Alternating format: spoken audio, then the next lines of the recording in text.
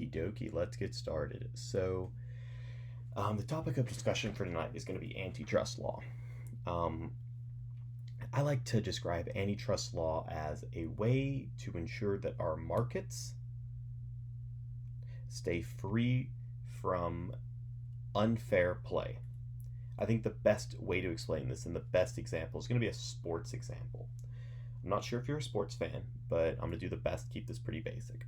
So, in the NBA, the National Basketball Association, there's this thing called a salary cap, and it essentially says that every team, but an individual team can only spend um, X amount of dollars. We'll just make it easy, say $100 million. So, what this does is it keeps all 30 NBA teams to where they can only spend the same amount of money on players, so that no one team could just rack up all the talent in the NBA. And part of this is because we want to see competitive basketball. As basketball fans, um, we are given the best product when all the teams are competitive. And as fans, we want to see competitive basketball. And that's sort of what antitrust law does. It makes the playing field even so that the best firms win, and by win I mean make the most money, because they competed fairly, not because they rigged the deck. Rigging the deck example in the NBA would be maybe if a player took drugs like performance enhancing drugs or human growth hormones, or if you injured another player. And unfair play in a business sense would be if a company, and I'll dive into what I mean by this in a second, but they used price fixing, or they tried to monopolize.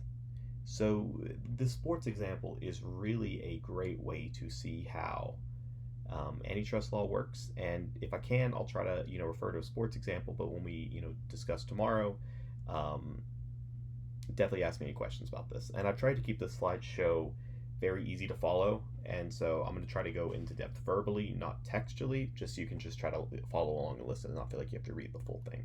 So, history of antitrust law, it really comes down to Adam Smith and the Smithian model. Adam Smith is the author of Wealth of Nations, and his perspective was that capitalism was the best tool to advance technological progress and create wealth. What does that mean, though? In one sense, it's that individuals and firms are better suited than the government to use resources. Um, Essentially, if you were running a business, you are incentivized to make yourself wealthy. You are incentivized to succeed because you can buy better cars, better pants, a better home. Ultimately, the government has no incentive to see necessarily one party succeed over another. Um, you know, wealth is wealth, in a macro sense. And so, what does the success of one person mean compared to the success of another person? And to a government, that doesn't differ that much. But when it comes to divvying up resources, um, that one size fits all approach doesn't really benefit us. But when firms are incentivized to claim the resources they need to succeed, it's just a better way to divvy up resources. And I'm not sure if you've taken economics yet, but it is a great way to excuse me, economics is just it's just an interesting class to see how resources are divvied up. Um, and Adam Smith believed that market allocation of resources is the best system, and the government should avoid allocating resources. So I have a couple true or false questions to get us started. And so what I'll do is, typically when asking a true or false question, I'll read it out loud. Um, I'll let you pause. I'm going to assume you'll pause the video, kind of think about your answer, and then I'll go through a brief explanation. And I'll try to keep these really short. But so true or false, government intervention in markets is not needed when competition is present. So that's going to be true. So if fair play exists under Smith, then the government is not needed to regulate market allocation because competition will sort out who gets what. Um, why would the government need to get involved if the market can handle it itself? Is essentially what he articulates. True or false? Antitrust law is a mechanism to ensure that competition. Excuse me. Antitrust law is a mechanism to ensure competition and to protect consumers when competition fails to do so. True or false? That's going to be true. So antitrust law is designed to activate when competition is broken and markets are no longer fairly being played, or being played fairly, you might say. And stated in an easier, more digestible way, um, antitrust law and the government through antitrust law gets involved when the system has failed. Okay, so antitrust law at the very beginning is very reactionary, and you'll see that when we talk about the Sherman Law. But just think Sherman and reactionary, and I'll expand on what I mean by that more in a second. But yeah, number two is absolutely true. Anti-competitive. What does this concept of anti-competitive mean? And I write anti-competitive actions are deliberate actions undertaken by firms to outperform rivals by harming competitors instead of improving the offerings of one's firm. Antitrust laws attempt to prevent um, out of bounds play. Business is best when firms are competitive, and so government steps in uh, to stop firms from being anti competitive. And I gave you four questions. Is this competitive or is it anti competitive? Um, and we'll answer that in a second. But just when you're looking at what is anti-competitive is, it's one of those gut things. Like we talked about this so many times. Like when it comes to this class, is this a gut check moment? And when you're gonna read some of these, you're gonna be like, wow, yeah, like that does not seem fair to me. It's okay to be better at the game when you play fairly. It's okay. Some firms are going to win even when they play fairly, um, and some firms are going to lose even when the rules are played fairly. Like just because. Um, the rules are being, like I say, I keep hammering this home. Just because the rules are being played fairly does not mean there won't be winners and losers. There absolutely will be winners and losers. But when the rules are played not fairly, the only losers are consumers. Okay, so this is competitive or anti-competitive behavior. Lowering your own prices to undercut a rival's price point. So that's going to be competitive. This is fair play. You are free to improve your price point. Maybe your rival has a better product and it doesn't make sense for you to charge as much for a product that's not as good. But lowering your own prices to undercut a rival's price point is competitive. Attempting to buy all of one type of business to create a monopoly. Competitive or not competitive. That's going to be anti competitive. So this is not fair play. If you did this, you're probably going to do this to prevent consumers from having a free choice on who to shop with. Number three, making your products cheaper so you can make more profit. Absolutely competitive.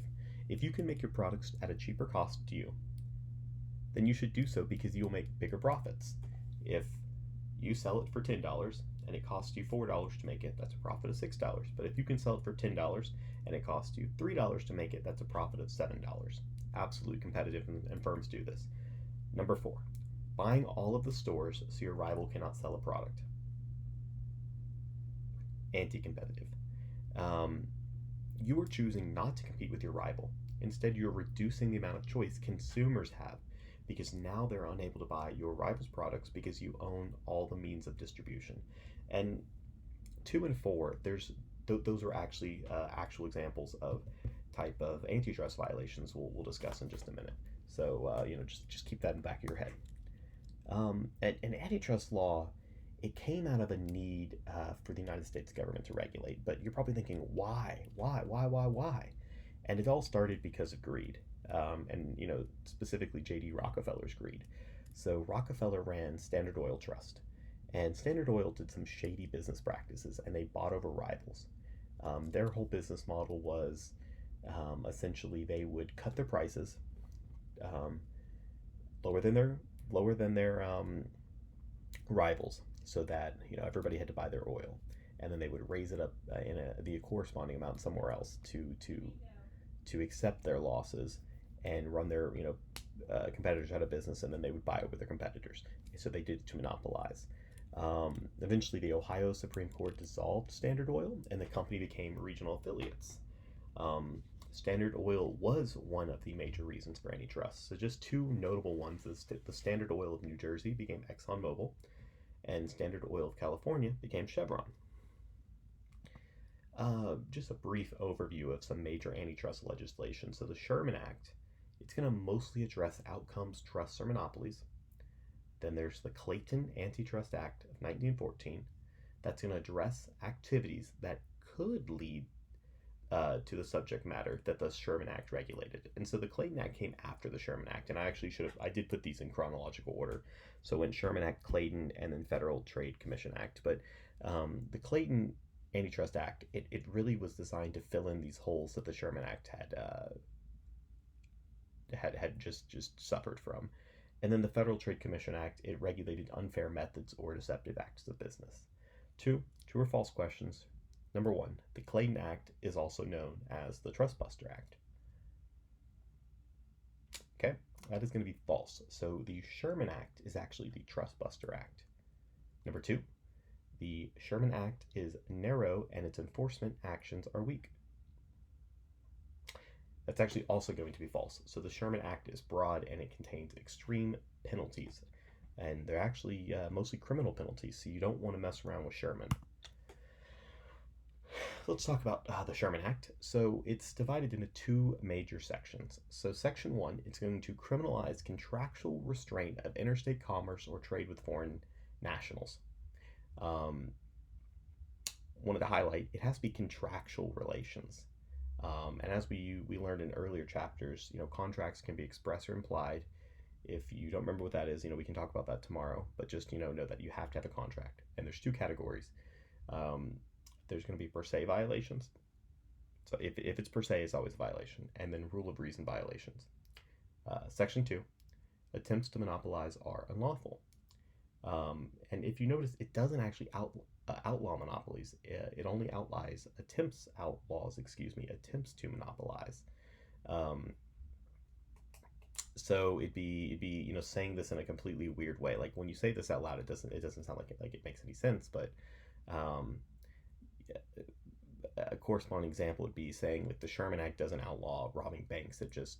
Or the Sherman Act doesn't outlaw the use of money stolen from banks. It just outlaws the attempt to rob a bank. Like that doesn't make any sense. And as you see, like that's why the Sherman Act kind of had some issues.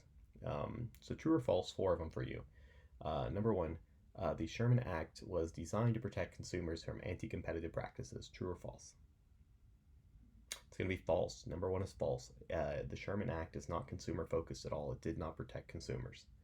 Number 2, a restraint of trade is an agreement between 2 or more parties that substantially reduces competition. It's going to be true. That is the definition from the book. Number 3, a rule of reason violation is a contract that falls outside of the per se categories but still wrongly restrains trade. That's going to be true. Yes, absolutely. Straight up. Number 4, a firm that is the last firm standing after an economic depression has violated Section 2 of the Sherman Act. That's false. Remember, Section 2 does not outlaw monopolies. It outlaws an attempt to monopolize. So a firm is allowed to be in a monopoly. A firm, however, may not attempt to become a monopoly. And that we'll explain later on, or at least I will. I don't know who else might, but I will explain why that's possible. Okay, let's talk about specifically Section 2 and that intent to monopolize. So courts look at whether a firm had an intent to monopolize. Was there a willful acquisition of and/or maintenance of monopoly-like power? So here's an example. So a firm bought over all of its competitors, or a firm dropped prices so low and operated at a deficit only to run rivals out of business. So both of those would be pretty standard Section 2 Sherman violations. So let's look at analysis for a Section 2 violation.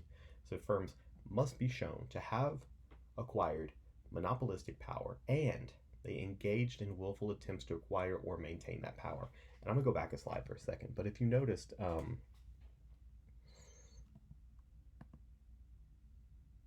right here, number 4, a firm that is the last standing after an economic depression has violated Section 2 of the Sherman Act. We said it was false, but if you keep in mind like a last standing firm, so maybe the firm checked off box number 1, so maybe they acquired monopolistic power, because they're the only firm standing. They are a monopoly. But did they engage in that willful attempts to acquire and maintain that power? That's what we'll determine. And if so, then yes, they violated Section 2. So the Clayton Act, we talked about it briefly, but essentially the Clayton Act was there to pick up the pieces and kind of fill in some of these holes that the Sherman Act had. And just a general idea is the Sherman was ineffective, and so the Clayton was passed to fix existing issues. Unlike the Sherman Act, Clayton Act is not criminal. Clayton serves to be preventative, where the Sherman Act, I said, was reactionary and reactive. The Clayton is going to be extremely preventative and really forward focused. And it deals with likely harms to competition. It's enforced by the Federal Trade Commission and the Department of Justice, whereas the Sherman is only Department of Justice. A little pop quiz. Why do you think the Sherman Act is only enforced by the Department of Justice? I'll give you like 3 seconds to kind of formulate an answer. And that is the Sherman Act is only enforced by the Department of Justice because the Sherman Act is criminal. The Department of Justice is able to bring suits for crimes where the Federal Trade Commission cannot. So there's 4 areas where the Clayton Act is involved in. First one is going to be price discrimination. Second one is exclusionary practices. Third one is tying arrangements. And number 4 is mergers. So let's talk about price discrimination. So the Clayton Act was supplemented by the Robinson-Patman Act of 1936. And one way to create a monopoly is by charging different prices in different areas. I'd love to give this a lemonade example, and a teacher, my 8th grade teacher actually gave me this lemonade example. So if you ran a lemonade stand, okay, and your across the street rival ran a lemonade stand, and your lemonade was just as good as their lemonade, but you knew that you would make more money if they weren't selling lemonade because you would get all of your normal sales plus their sales. So what you would do is you would start undercutting them. Let's say that you knew that you could sell it for 10 cents and 90 cents, and they could only sell it for $1. That inherently right there isn't wrong, okay? It's okay to try to beat someone at price. It's not okay to try to run them out of business, to take over there and become a monopoly. So if, in this hypothetical, I'm going to expand it a little bit. If you had 2 lemonade stands, we'll say one in College Station and one in Norman, Oklahoma, where I live, if you dropped your prices like to 90 cents and your neighbor was still charging $1, but then in Norman you charged $1.10, and so that's going to make up for the lost profits that you suffered by dropping it to 90 cents. And the other reason you raised and dropped prices was to be able to afford to run the other person out of business. Okay, if you did that, that would be price discrimination. And then further in this example, once you ran the other person out of business, then you would charge like $2.50. Because you can, because you're the only lemonade stand in the in the neighborhood, in the city, in the block, whatever. But essentially, price discrimination boiled down as this thing in red: charging different buyers different prices without justification. Here's an example: you sell candy. Jim lives 10 minutes away, and you charge him $20 a pound. Tom lives 3 hours away, and you charge him $50 a pound. Did you illegally price discriminate? I would say no, because there's explanations for why. If you're driving to Jim, he's 10 minutes away, $20 a pound sounds pretty reasonable. Actually, it sounds kind of high, but for this example, we'll say it sounds reasonable. But if now you have to drive 3 hours away, yeah, you're going to charge him more money a pound. Like that's reasonable. So just something to keep in mind there. So I'm going to say it one more time. No, in this example, you did not legally price discriminate. The second thing the Clayton Act deals with is exclusionary practices. So an exclusionary practice is an unlawful practice where one firm is given the exclusive right at the exclusion of others to buy, sell, or trade another product. If the effect is to hurt competition or create a monopoly. Same thing with price discrimination. You have the freedom to charge the prices you want, but it's when you start having that, urge to, hurt other firms. Here's an example. You make printers. You make a contract with Target to only sell your brand of printers in all their stores, and you did this to stop HP, Dell, etc. from being able to sell their printers. Unlawful. It's possible. Probably very likely that it's unlawful because you make printers and you made the agreement with Target to run other people out of business. And the decision to make Target, it wasn't just one Target, it was all the Targets. And let's just say Target was maybe the only store where people could ever sell printers. Maybe Best Buy went down and Target was like the last firm standing that sold printers. If you got Target to make an exclusive deal with you, and then there's no other way for them to sell printers, yeah, that's going to be unlawful exclusionary practices. So it's all about context. It's that whole gut thing. Does this sound super uncompetitive? There's a difference between being competitive and just, a mean person. Um, Third one is tying arrangements, and this one might sound a little complicated. So definitely ask me tomorrow if you have an issue with this. But a seller requires a buyer to buy an additional product as a condition of purchasing the product they want. It's an all or nothing purchase, so you have to get both. You have to get, and I'll give you an example in a second. It's an all or nothing purchase. It doesn't apply to services or land. So here's an example. James sells Xbox consoles. However, if you want to buy an Xbox, you also have to buy 4 games from him. Unlawful? Absolutely. Even if it was twisted the other way. So James sells video games, and you have to buy 4 Xboxes, or you have to buy an Xbox if you buy a game. You can't do that. That's against it's unlawful.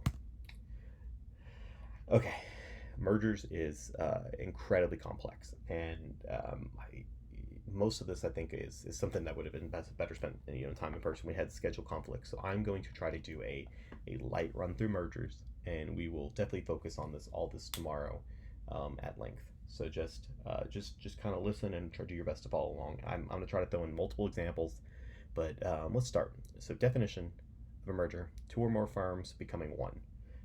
Maybe you got 2 varieties. We'll call this like strawberry and chocolate. Chocolate, so that'd be like 2 plus firms becoming a new firm.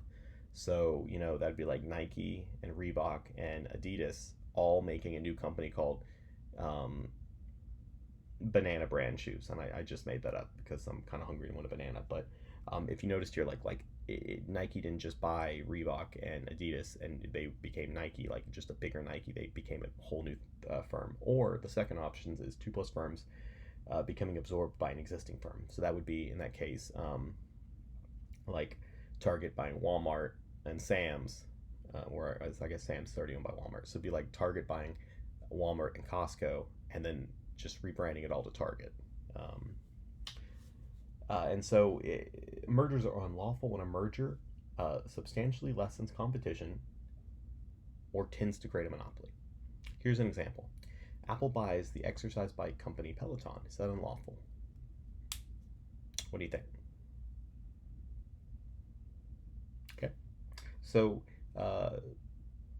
depending on your answer and then your justification, it really changes it. So, in my view, Amazon could totally buy Peloton, and we'll get into what kind of merger that is and why. But, I don't see it tending to create a monopoly there. So, I'd probably say it's lawful.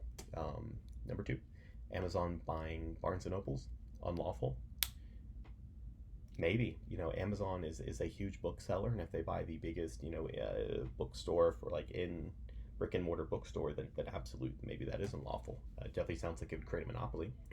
And then the third example, I tried to go in the first example, kind of like just get you thinking. The second one was definitely more hinting that it's a monopoly. And the third one, you'll soon see it absolutely is a monopoly, and it absolutely is unlawful.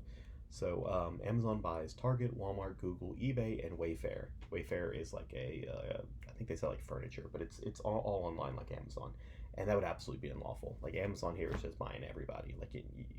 What I think the only store would exist maybe might be like clothing stores at the mall and like Best Buy. Like Amazon has everything here, so that is absolutely an unlawful merger. So we have 4 types of mergers. There's horizontal, and that's a merger between firms in the same industry. And Clayton, it's unlawful if it creates a significant market concentration. And that's kind of what I just gave you that example. It's it really comes down to facts and figures. And so numerically, the book has some stuff, and I know Swim's talked about that, and I'll figure out dive into numbers more tomorrow, but just giving you an overview.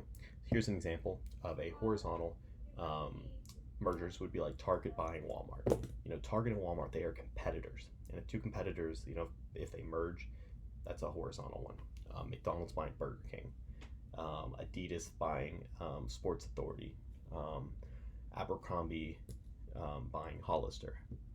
So that's all one type. The other one is called, the next one's called vertical. That is a merger between 2 firms in the same chain of production and distribution. So, example, Amazon buying FedEx for logistics help. So Amazon, they make their own products, they buy other people's products and sell them, and then people can also, put products on Amazon to sell. So Amazon is in the business of selling goods, but Amazon has to ship a lot of products. So if they bought FedEx they merged with FedEx for FedEx to help them ship their goods. Brought them in as an internal company. That's a vertical. Okay, it's along the supply chain. Okay, or another one would be like Dell buying a computer producing facility. So let's just say Dell, they become even more popular. More people want to buy Dell computers, and so instead of just contracting with companies to actually make the products for Dell, Dell says, well, we want to buy a company that already makes the products for us, and we'll just they'll become part of us, and they'll be in house. So that's both of those are acceptable. Most likely vertical mergers. Okay. There's market extension mergers. It's the other type. It's the third type, I guess. And there's two types of market extension mergers. First one's geographic market extension. Second one's product market extension. These are incredibly easy. And if it confuses you, then I'm sorry, and we can definitely get on it more tomorrow. But this one should be pretty simple. So, a product market extension would be like Lay's potato chips buying Pepsi. And what a product market extension is like a company, they participate in an industry or a market. So, for instance, Lay's potato chips, they're in the snack foods market. And if they want to get out of the snack foods market and get into another market, like to operate in another market, they're going to have to buy a product from another market. But it isn't just a completely unrelated market; it's just a different market. So, you know, Lay's potato chips, their food, their snack food. Well, Pepsi Cola is it's a beverage, it's a food. Maybe it's a snack, like it's a snack beverage. I don't know what you want to call it, but like they're related because they're both food. Another one of those would be like Apple buying Peloton. So Peloton exercise bike, I have one, I love it, it's great. But Apple, they deal with like products, electronic products, and high end products, and they also have like fitness with their Apple Watch. But they don't sell fitness equipment. But if they wanted to hop into the fitness equipment realm, they could buy a company that already makes fitness equipment, which would be like Peloton. Um, Another example would be like HEB buying Publix groceries. But this example would not actually be an example of a product market extension, but of a geographic market extension. And here's why. So HEB operates, I believe, in North Mexico, all of Texas, and that's it. And if HEB said, we want to expand to other states, well, Publix operates on the southeast coast, like Florida. So if HEB wanted to expand into Florida, they could buy over Publix, which is a grocery store in Florida. So they would be merging to get into a new geographic market. And so those are market extension mergers. You can try to extend your market or your product offerings. Now, the fourth type is going to sound very similar to a product market extension, but it's similar, but it's also not. So a diversification merger, it's neither horizontal or vertical. It's a merger between two companies in unrelated fields. So I'm gonna give you the two examples, and I'm gonna explain how it's and why it's not a product market extension. So first example is AT&T buying HBO. AT&T, they have, you know, they make cellular networks. Okay, and then they got into like cable, and then one day they were like, we want to buy HBO, and I probably shouldn't have mentioned cable, but so let me revise that. I mean, like it still works, but then I brought up cable, so it won't make as much sense. Let's just say Verizon bought Netflix. Like Verizon and Netflix are completely unrelated. It isn't that Verizon wants to get into a new field, like how Lay's wants to get into Pepsi, which are both food. Like Verizon is not a content creating company, and Netflix is. Um, so yeah, Verizon buying Netflix, AT&T buying HBO. A third example would be like Amazon buying SpaceX. Like, yeah, Amazon does a lot of stuff, but then like they don't do rockets. So if Amazon was to buy SpaceX, absolutely, it is a unrelated field.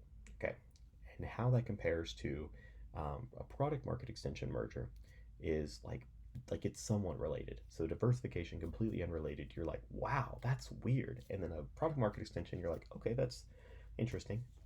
So um,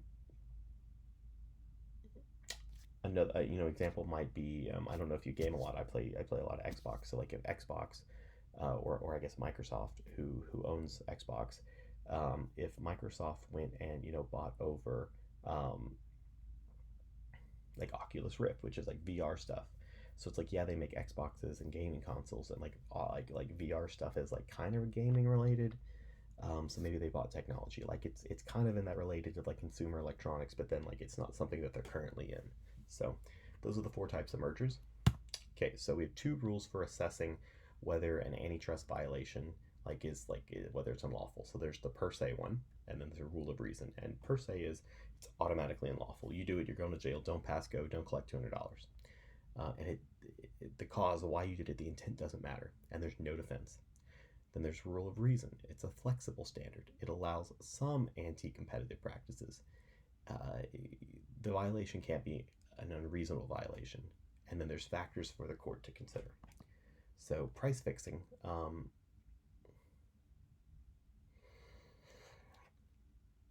Price fixing is a per se violation. Okay, so an example of horizontal price fixing, like an oil glut price fixing. This would be, and this is an actual case.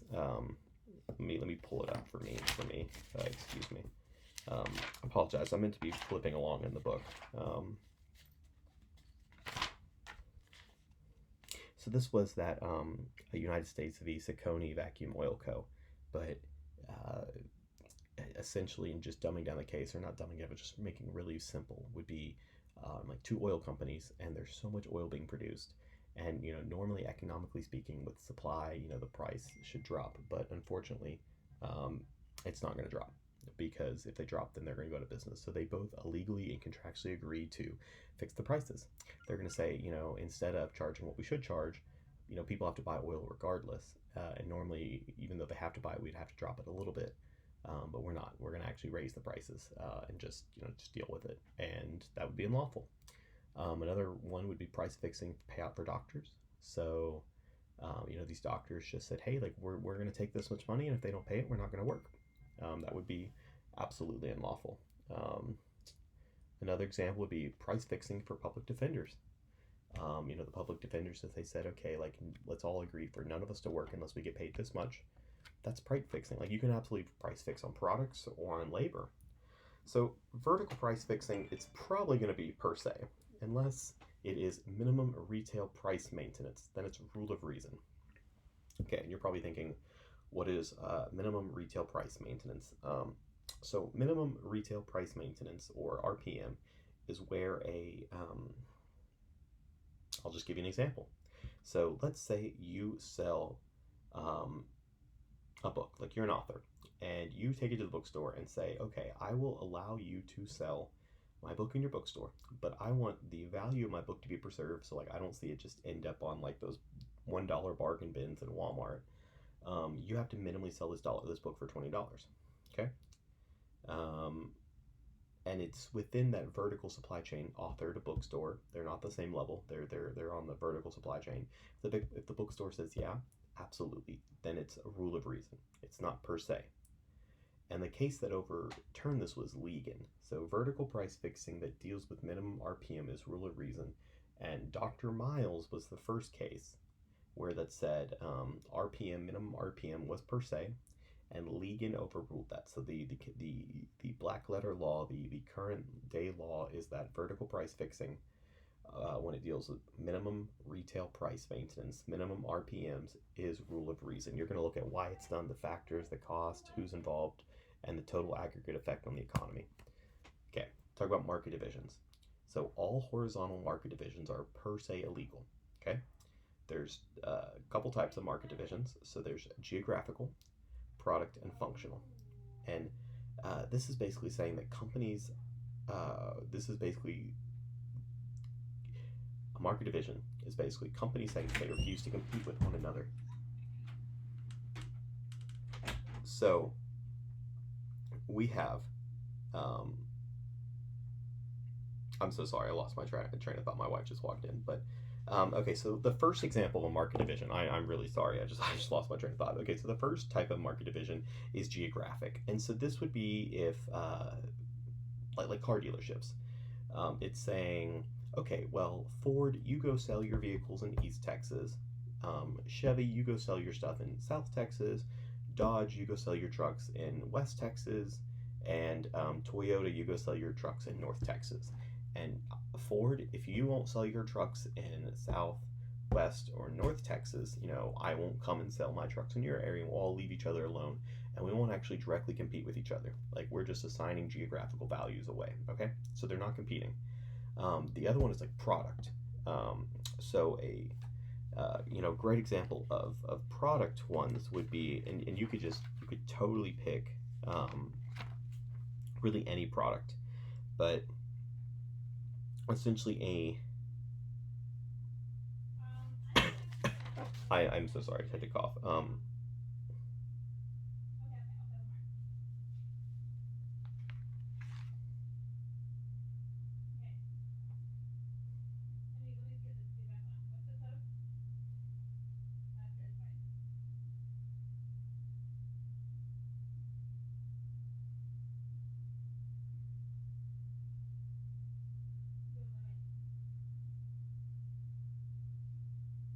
But yeah, no. So that would be a product market division.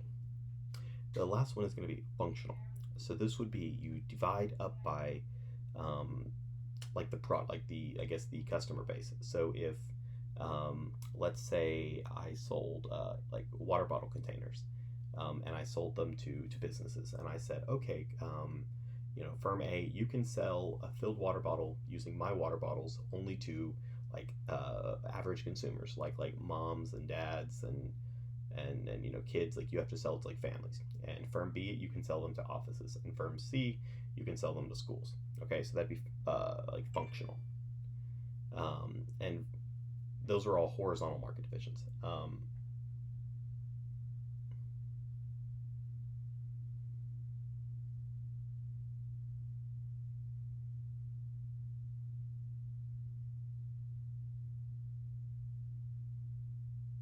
And I think I might be having an audio issue. I'm not sure.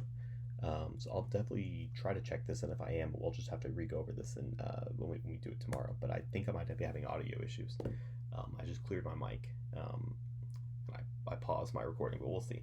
So let's talk about price discrimination. So there's predatory price discrimination. Just some members like not all price. Just because you cut a price doesn't mean you're necessarily doing something unlawful. But there's three elements. Excuse me. So the defendant must price product below cost. So what does that mean?